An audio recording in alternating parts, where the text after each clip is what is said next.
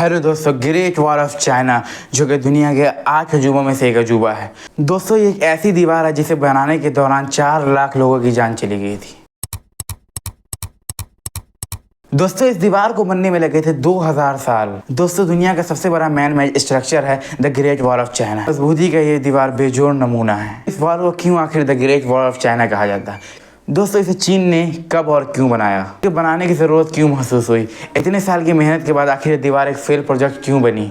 दोस्तों आइए आज की वीडियो में बात करते हैं इस दीवार के बारे में। दोस्तों the great wall of China world की सबसे लंबी दीवार है। दोस्तों इसकी टोटल लेंथ 21,196 किलोमीटर है। दोस्तों ये लंबाई इतनी है जिसमें आप धरती का आधा चक्कर लगा सकते हो। दोस्तों ये दीवार सीधी दीवार नहीं है, ना ही एक बार में इस पूरी दीवार को बनाया गया था। दोस्तों ये दीवार कई टुकड़ों में मिलकर बनी है। इस दीवार के कई हिस्से एक दूसरे से पैरेलल है। कई जगह से ये दीवार ईंटों से बनी है तो कई जगह से ग्रेनाइट और अन्य पत्थरों से बनी है। ये दीवार चीन के नॉर्थ साइड से बनी है और रेतीले रेगिस्तान से लेकर येलो रिवर तक जाती है। इस दीवार को चीन के लोग स्टोन ड्रैगन कहते हैं। दोस्तों ये दीवार एक शानदार मास्टरपीस है।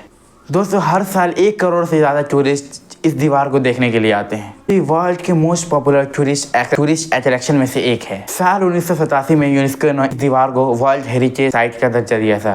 दोस्तों इस दीवार का काफ़ी हिस्सा ऊंची पहाड़ियों के बीच में बना हुआ है।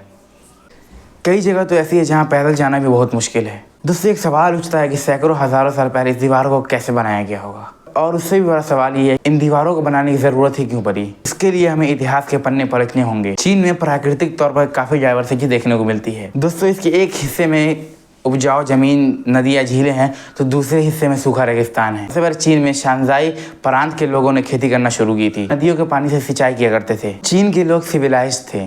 चीन के लोगों ने अपनी और अपने सामानों की सुरक्षा करने घर के चारों तरफ दीवारें बनाई। लोगों ने पहले अपना एक राजा चुना और फिर एक एम्पायर बनाया और फिर एक बॉर्डर डिफाइन किया गया और उसकी सुरक्षा के लिए दीवारें बननी शुरू हुई। भारत में भी किलों के चारों तरफ लंबी और ऊंची दीवारें बनाई जाती थी। किन शी हुआंग चीन का फर्स्ट एम्परर बना। इन्हीं के टाइम पीरियड में 223 BC में the great wall of China बननी शुरुआत हुई। ये वॉल कोई एक राजा या कोई एक डायनेस्टी से नहीं बनाई गई है, बल्कि कई राजाओं और साम्राज्यों ने इस दीवार को बनाने में अपना सहयोग दिया। 2000 सालों में ये दीवार बनकर तैयार हुई। तो इतने सालों बाद भी ये दीवार मजबूती से खड़ी है। इसे बनाने के लिए चीन के राजाओं ने अपने ज़माने के बेस्ट इंजीनियर्स की मदद ली थी।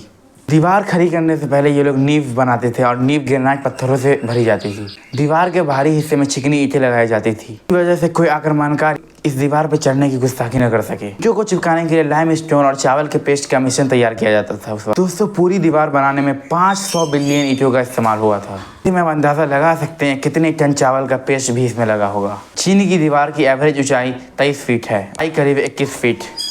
कुछ जगहों पर इसकी ऊंचाई 9 फीट है तो कई जगहों पर इसकी ऊंचाई 35 फीट तक है। चौड़ाई इतनी है कि 5 पैदल सैनिक या 10 घुड़सवार सैनिक इस पर दौड़ सकते हैं। दोस्तों लेकिन ये दीवार आक्रमणकारी को रोकने में कामयाब नहीं हो गई, इसीलिए इस दीवार को फेल प्रोजेक्ट कहा जाता है। दोस्तों चंगेज़ खान ने 13वीं सेंचुरी में इस दीवार को फलांग के गए थे और वहाँ जाकर बहुत तबाही मचाई। उसके बाद इस दीवार का दायरा और बढ़ा दिया गया। साल 1550 में मंगोल्स ने चीन की महान दीवार पार कर ली थी। बीजिंग में और कई जगहों पर और मंगोल्स ने बहुत लूटपाट मचाई। असल में मंगोल्स के चरवाहे और लड़ाकू हमेशा से निडर और बहादुर रहे हैं। साल 1644 में मांचो के लड़ाकों ने चीन में इंजरी की और तख्ता पलट कर रख दिया। उसके बाद चीन में मिंग डायनेस्टी का राज खत्म हो गया और किंग डायनेस्टी ने कब्जा कर लिया जो 20वीं सेंचुरी तक जारी रहा। इस डायनेस्टी के दौरान मंगोल भी चीन का एक पार्ट बन गया था और क्योंकि मंगोल्स के खतरे से बचने के लिए ये दीवार बनाई गई थी, ऐसे में ये दीवार पूरी तरह से वेस्ट हो गई थी। वर्ल्ड वॉर 2 में भी चीन की इस दीवार की महत्वपूर्ण भूमिका देखने को मिली। यहीं पर चीन अपने सोल्जर्स को ट्रेनिंग दिया करते थे। इसके अलावा जापान के आर्मी को रोकने में इस दीवार ने काफ़ी मदद की। ऐसे में इस दीवार को पूरी तरह से भी व्यर्थ नहीं कहा जा सकता। आज ये दीवार दुनिया भर के पर्यटकों के लिए आकर्षण का एक केंद्र है। इस दीवार का काफ़ी हिस्सा क्षतिग्रस्त हो गया है। दोस्तों वीडियो कैसा लगा, इसमें मुझसे जो इन्फॉर्मेशन छूट गई होगी आप उसे कमेंट करके बता देना। मिलते किसी अगले वीडियो में इंशाअल्लाह।